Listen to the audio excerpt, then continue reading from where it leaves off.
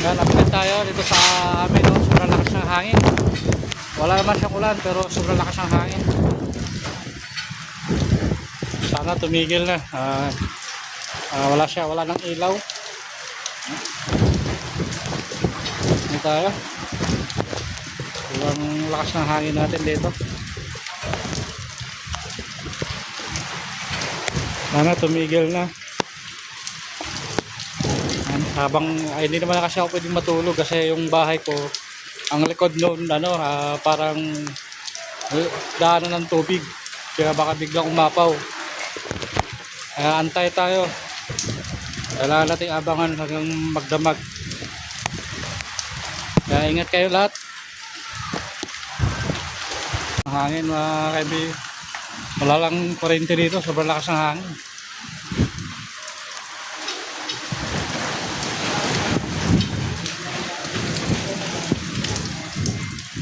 Tumigil na.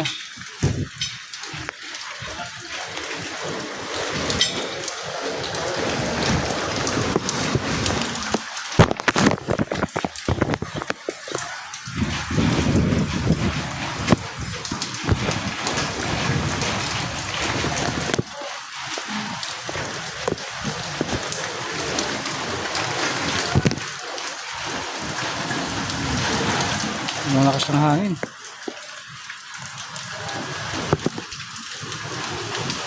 Ang hangin. Wala ka na makikita dito kasi wala ng kuryente. Ano na lang ito.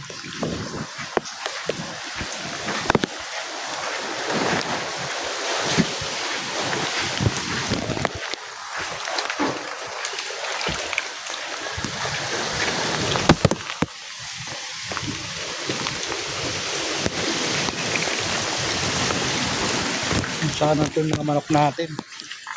Mas alala tutulog.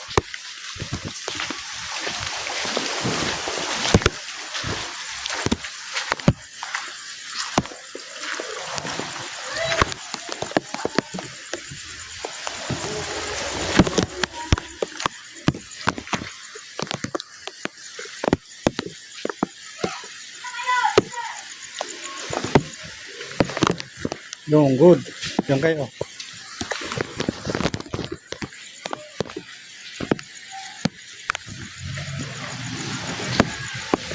Taas na yan.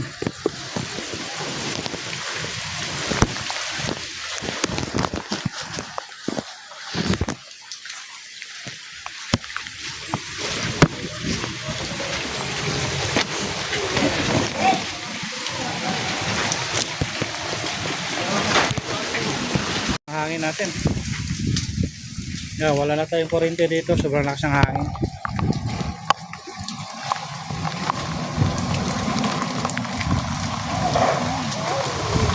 Hindi naman siya masyadong malakas yung ulan pero yung hangin ang malakas.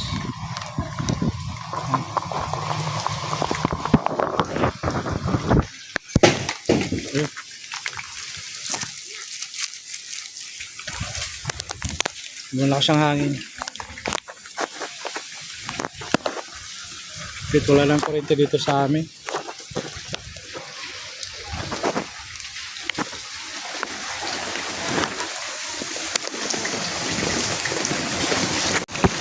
Ayan po update dito sa amin sa may Tunasan, sa may Muntinlupa, alas 7. Hindi naman siya masyadong malakas na ulan pero medyo malakas talaga yung hangin at wala kuryente. Ngayon hindi tayo pwedeng matulog kasi baka biglang tumaas yung tubig sa likod. Kaya maaari magbantay tayo kahit sobrang lakas ng hangin. Mahirap na pag nakatulog tayo bigla tayong ng hangin at baha. Kailangan natin makabantay muna.